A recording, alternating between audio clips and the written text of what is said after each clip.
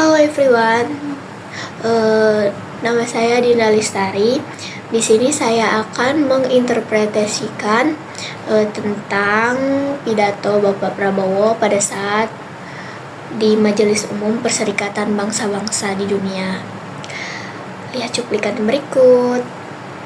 Needs guardians, not with just words, but with boots on the ground. If and when the United Nations Security Council and this great assembly decide Indonesia is prepared to deploy 20,000 or even more of our sons and daughters to help secure peace in Gaza or elsewhere, in Ukraine. Di sini Bapak Prabowo menjelaskan bahwa Indonesia sangat terhormat dapat berbicara di hadapan Majelis Umum Perserikatan Bangsa-Bangsa atau yang lebih kita kenal dengan PBB. Forum ini adalah tempat di mana bangsa-bangsa di dunia berkumpul bukan sebagai lawan, tetapi sebagai satu keluarga besar umat manusia. Beliau menyampaikan bahwa meskipun kita itu berasal dari latar belakang yang berbeda bangsa, agama, budaya, dan sejarah, pada dasarnya kita semua manusia. Setiap manusia memiliki hak yang sama, yaitu hak untuk hidup, hak atas kebebasan, dan hak untuk diperlakukan secara bermartabat. Bapak Prabowo kemudian mengaitkan hal ini dengan sejarah Indonesia. Indonesia adalah bagian yang pernah merasakan pahitnya penjajahan. Selama ratusan tahun, rakyat Indonesia hidup dalam kemiskinan, penindasan, dan ketidakadilan. Karena pengalaman itulah Indonesia sangat memahami arti perjuangan dan arti kemerdekaan. Dan karena itu pula Indonesia memahami betul pentingnya solidaritas antar bangsa.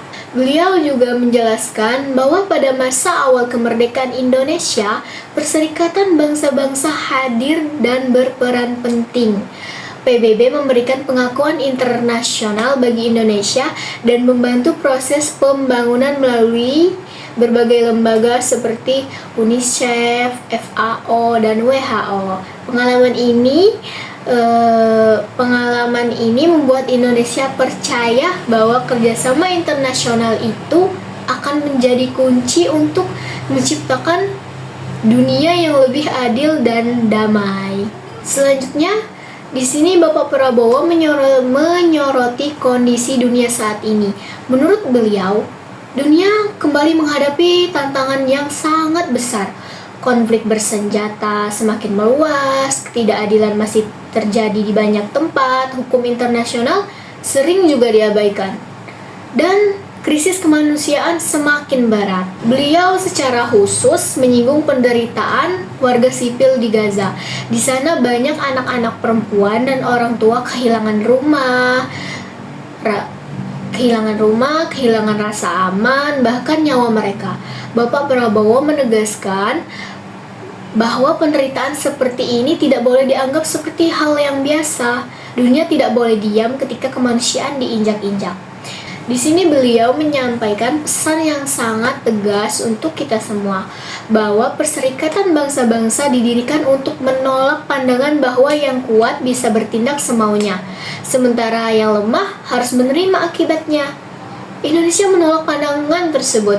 Bahkan Bapak Prabowo menegaskan bahwa kekuatan tidak boleh mengalahkan kebenaran dan kepentingan politik tidak boleh mengalahkan nilai kemanusiaan. Beliau kemudian menegaskan komitmen Indonesia terhadap perdamaian di dunia. Indonesia akan terus berpegang pada prinsip kerjasama internasional dan penyelesaian politik secara damai. Sebagai salah satu negara penyumbang terbesar pasukan penjaga perdamaian PBB, Indonesia siap mengambil peran yang lebih besar. Jika dibutuhkan, Indonesia siap mengirim lebih banyak personil dan memberi dukungan bagi misi-misi perdamaian di berbagai wilayah yang berkonflik. Selain isu perdamaian, Bapak Prabowo juga menjelaskan bahwa Indonesia terus berupaya membangun kekuatan di dalam negeri. Indonesia berkomitmen untuk mencapai tujuan pembangunan berkelanjutan, terutama dalam penghapusan kemiskinan dan kelaparan. Beliau menyampaikan bahwa ketahanan pangan menjadi prioritas utama agar rakyat Indonesia dapat hidup lebih sejahtera dan mandiri. Bapak Prabowo juga menyinggung isu perubahan iklim. Sebagai negara kepulauan terbesar di dunia, Indonesia merasakan langsung dampak perubahan iklim, termasuk naiknya permukaan air laut dan ancaman terhadap wilayah pesisir. Karena itu, Indonesia berkomitmen pada Perjanjian Paris menargetkan emisi nol bersih, memulihkan hutan, dan secara bertahap beralih ke energi terbarukan. Di bagian akhir pidato beliau menegaskan lagi sikap Indonesia terhadap konflik Palestina dan Israel. Indonesia mendukung penuh solusi dua negara, yaitu Palestina yang merdeka dan berdaulat, serta jaminan keamanan bagi Israel. Beliau menekankan bahwa perdamaian sejati hanya dapat terwujud apabila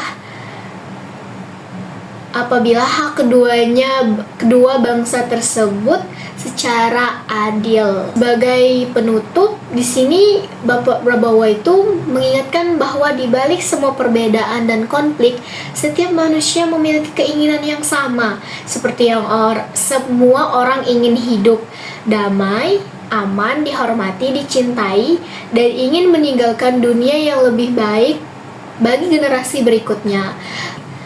Beliau juga mengajak seluruh bangsa di dunia untuk memilih jalan kemanusiaan menggunakan ilmu pengetahuan untuk membangun, bukan untuk menghancurkan, saling membantu untuk bukan saling menjatuhkan, dan memastikan bahwa sejarah kelak mencatat bahwa kita memilih perdamaian, bukan kebencian.